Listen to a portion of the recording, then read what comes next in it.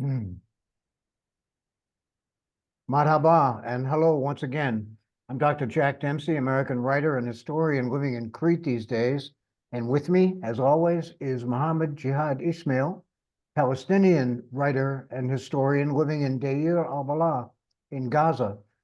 Today is Wednesday, September 18th, 2024. This is the first program we've been able to do, I think, for over 2 weeks.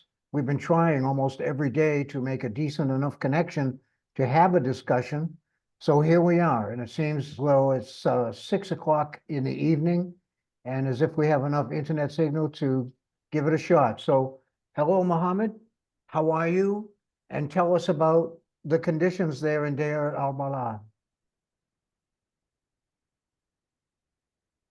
Hello, brother. I am good, and the family is good too. Situation here in Deir al Balah is almost calm, especially in the recent days. But from time to time, we have some artillery shelling, and we have some airstrikes almost conducted by drones, not by fighter jets. But in the surrounding of Deir al Balah, in the surrounding camps of refugees, in particular Al Burej camp, yesterday we witnessed a very cruel mass killing. Almost 90 persons were killed.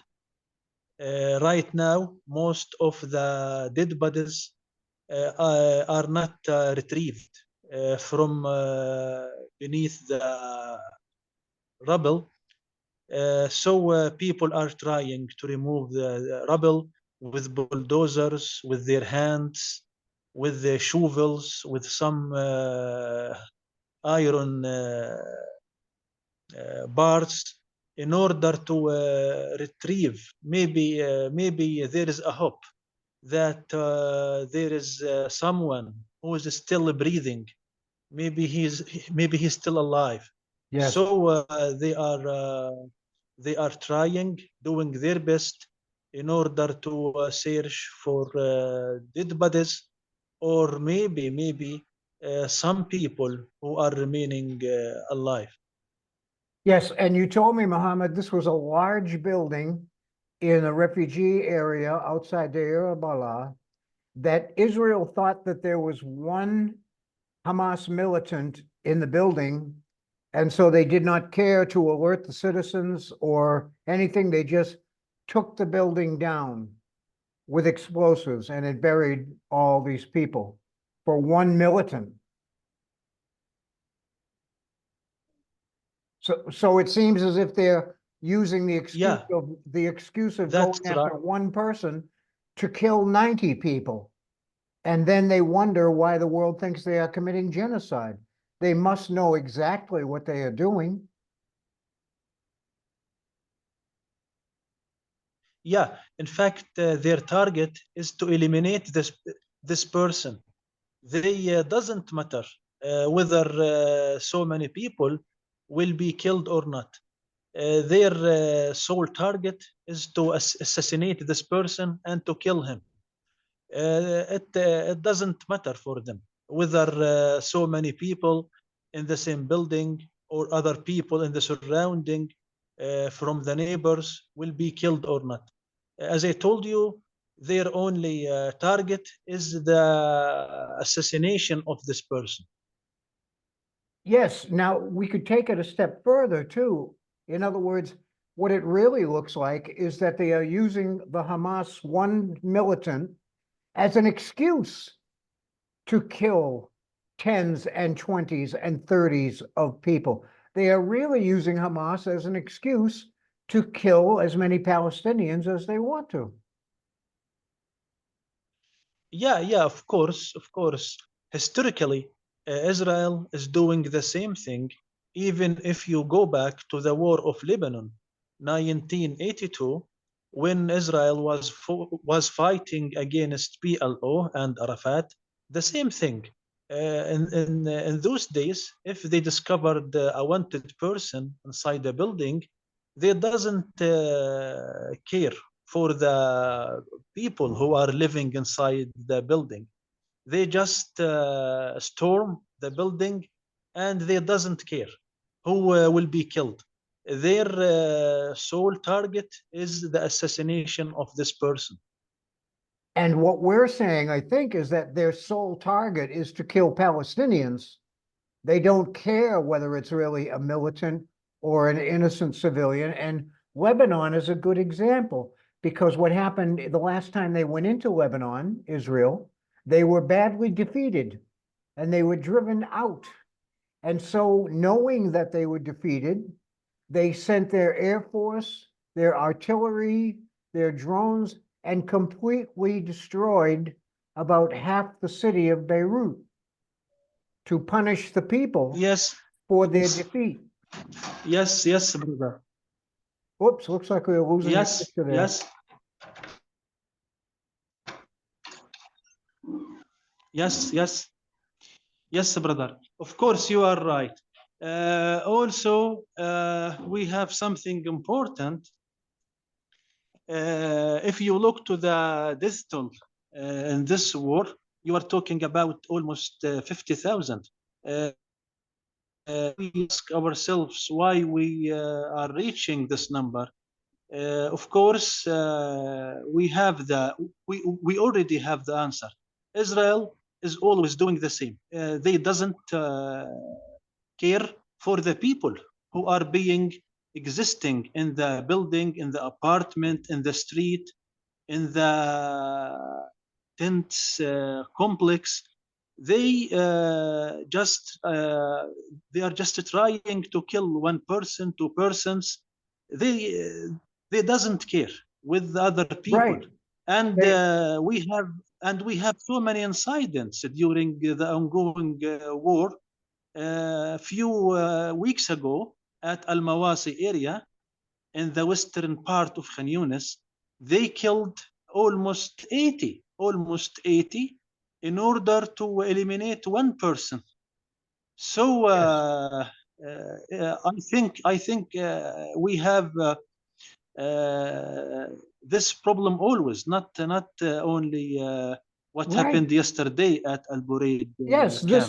this is their purpose. This is their program. They know exactly what they are doing, and at the same time, they are crazy, because if you kill 90 people to kill one militant, you have just created another 100 militants from the families of the people who have been killed. They cannot possibly succeed in destroying Hamas, destroying the resistance in Gaza by killing civilians, because that creates more enemies. They must be completely crazy. I don't know how you live with that. It is a mass killing. Yes, Yeah, it every is a mass time. killing. Every time. Unfortunately, we have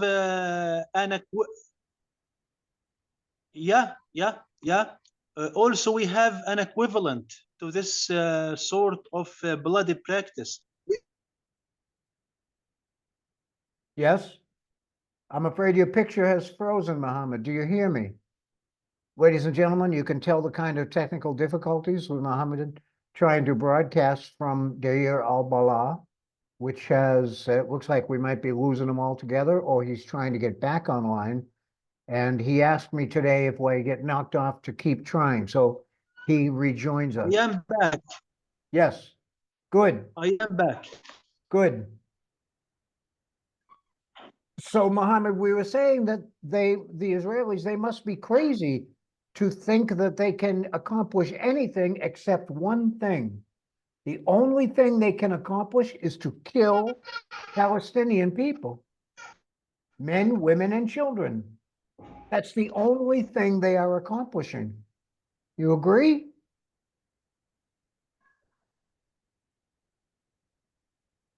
Yeah. What? Well, tell us, we know that every single day, Mohammed, you risk your life to recharge the batteries that power your house without electricity. to risk your life to go out and find a few liters of water, to risk your life to go out and buy a little bit of food from the Hamas thugs who are selling captured aid goods to their own starving people and putting the money in their pocket. And there are now, you said, Muhammad, over 1 million refugees in the Deir al Balah area, living in tents, over 1 million people around you.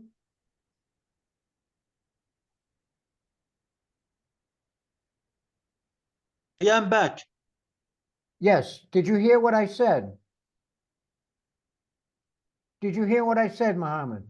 Yes, yes. I heard some parts of your words. Okay, we were talking about the conditions in Deir al Balah, that is to risk your life to find water, to find food, to go out in the crowd, which is more than 1 million people now who are Palestinian refugees from other areas. Is that still the case in Balah, that over 1 million people are living in tents all around you? Yes, it's very, very bad situation, very dire situation. As you know, now we have almost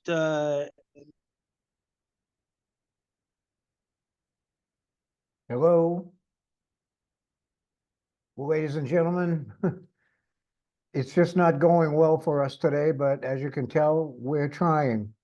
And I hope you won't mind putting up with this difficulty, because it's the real story of how difficult things and impossible things are in Balah. Muhammad, do you hear me? Are you back? yes, yes, I am back. I am back. Okay, so I'm trying to ask you once again, there is over 1 million Palestinian people living in the Balah area now in tents, and everyone must find food and water every day. It's a foolish question, but what is that like? What, you go outside of your house and there are just people everywhere, right? Very crowded, very unsanitary. Yeah. Okay, and you were, Situation here yeah, yeah, situation here in Deir al Balah is very, very bad. The town is exploding with a huge number of people. If you walk in the streets, you find mighty waves of humans, mighty waves, very high waves of a human, a tsunami of humans. The town is very, very crowded. You cannot find an empty place in order to set up a new tent. It's very, very bad situation. Most of the people, almost all of them, are having malnutrition. Families can only have one meal. If you are rich person, if you are tycoon, you will find for yourself and your children 2 meals per day. No one. It's impossible to find the 3 meals per day. So there is malnutrition, blood poverty. Almost all the children are having health problems.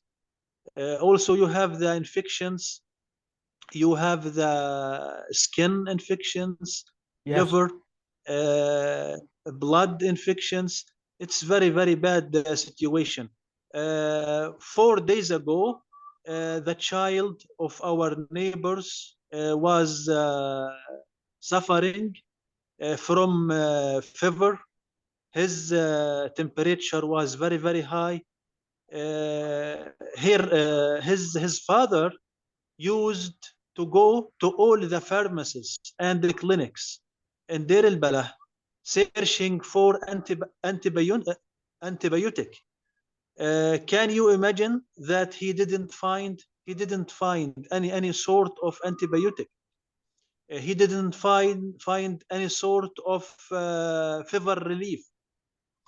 So situation is very very bad, and now we are about to start the autumn.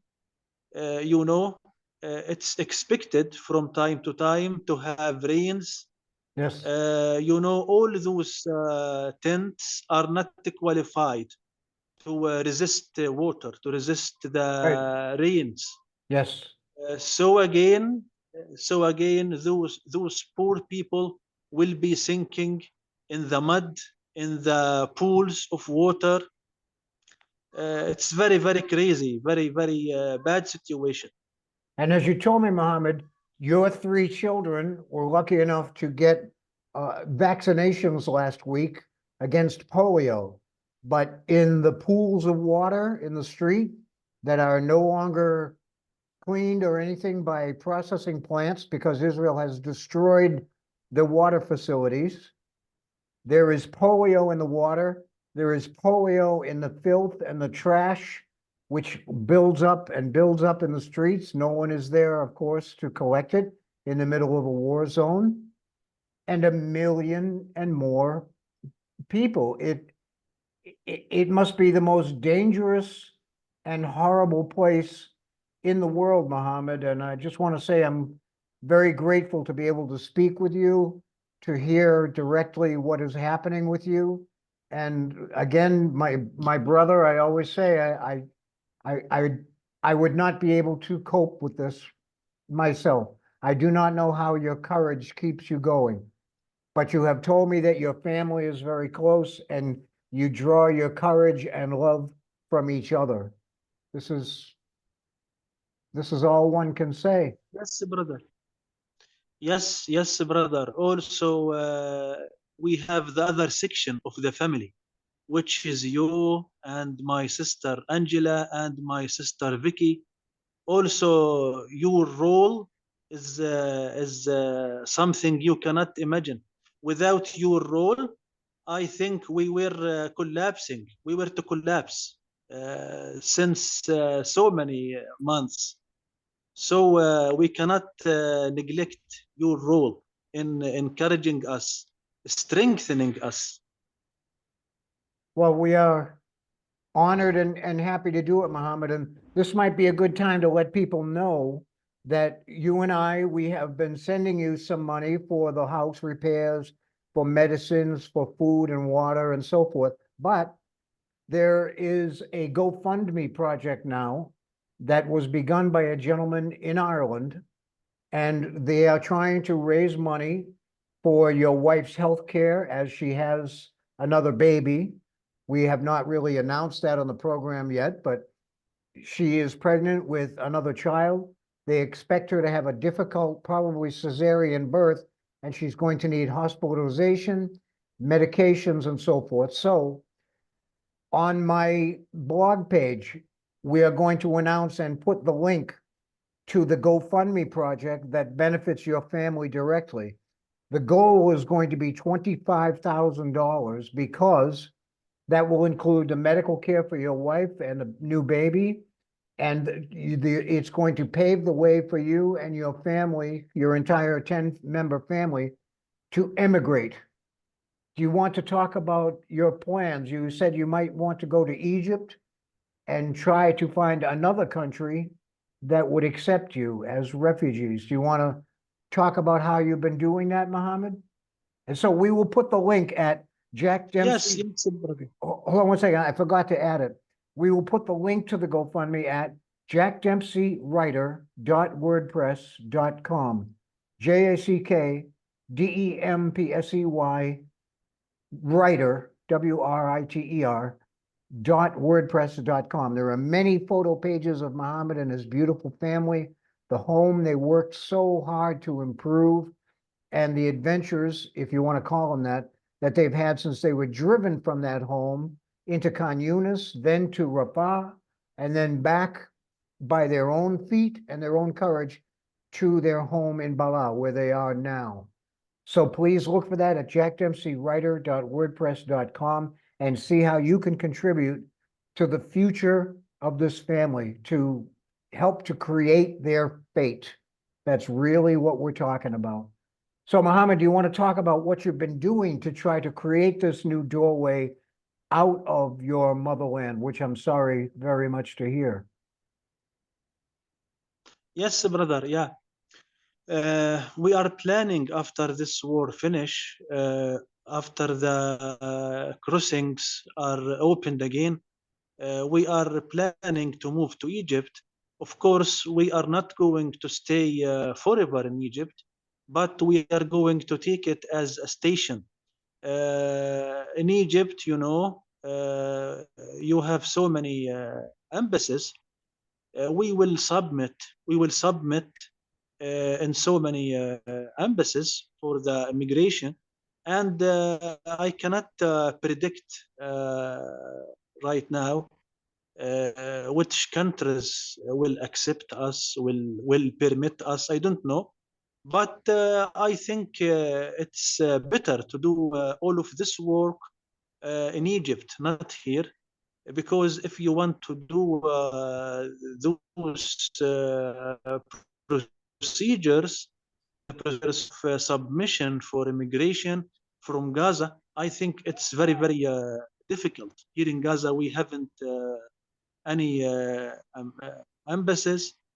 Your sole track is to talk with them through emails and internet. So I think in Egypt, we will have a better atmosphere to interact and connect those embassies.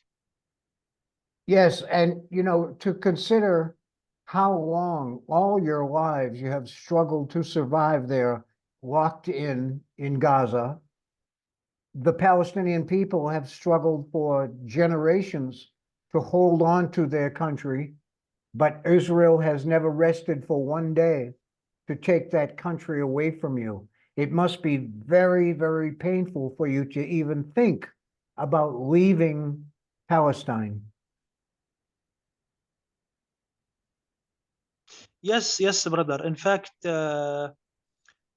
we are obliged, we are forced to take this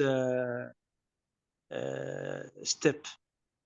We are forced to do this because both of Hamas and Israel has demolished everything, our dreams, our future, our life, our the possibility of life for our children. Yes. So we are forced to do that. We are forced. And this is most like killing itself, genocide. This is most of all what Israel wants to accomplish. They cannot destroy the resistance, but they can make life so impossible that people will say, well, there's nothing we can do. We live in a devastated ruin. There is no future for our children in education and in a healthy life with a home, a job. They have destroyed everything around you and under you. I imagine that you would be filled with anger and filled with sadness to think about your family's beginnings in the old village of Shaphir and how much more horrible the story has become year by year, generation by generation. It must be a very heavy Yeah, heart. It must be a very heavy of heart that you carry, Mohammed. of course, of course. This will lead me to the psychological treatment. I will go to a doctor in the country that will accept me as a migrant, and of course I will be suffering a lot.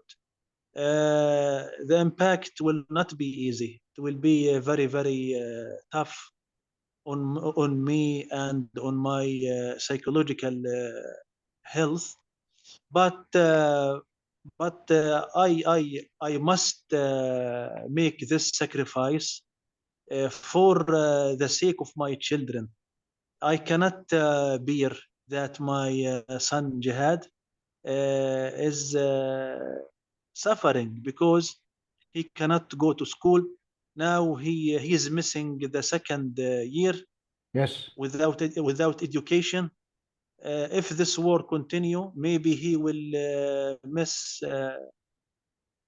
a third year. yes, Most of the schools here in Gaza are demolished, yes. are destroyed. So even if war finishes tomorrow, it will not be easy to start the education here in Gaza. This will need an operation of rebuild, and this will take maybe so many years. I will sacrifice for the sake of my children in order to provide them a good environment, in order to let them sleep good, sleep well,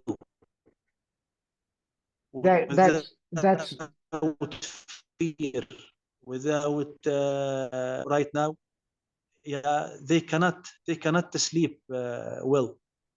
From the beginning of this war right now, we are approaching you're, uh, you're breaking up a little bit, Mohammed. I'm not hearing you so well. 1 year. Please speak. Go ahead. This will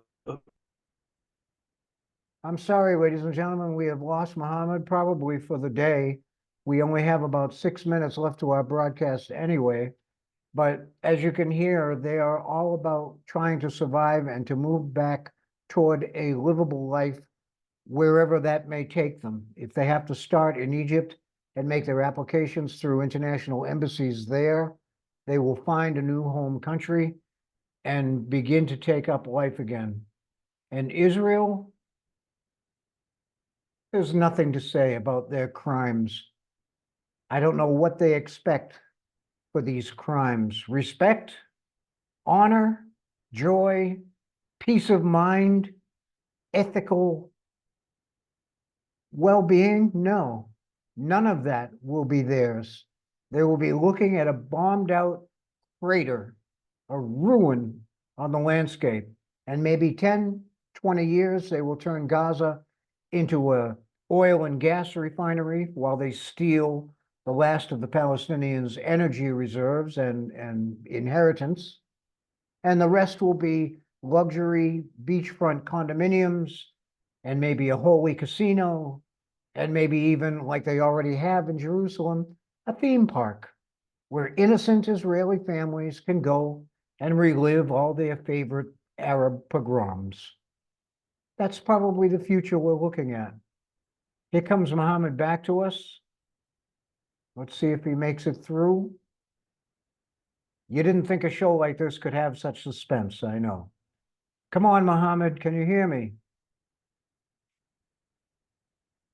Hello, Mohammed, can you hear me? Well, it doesn't look like we're going to make it back today, ladies and gentlemen, but this man, my friend, my brother, Mohammed, thanks you from the bottom of his heart. His whole family thanks you. And please do not forget to go to our WordPress blog, lots of picture pages, stories, documents, photographs of on-the-scene events and people and objects. We just want you to see what their life has been like since we got to know them about 4 years ago.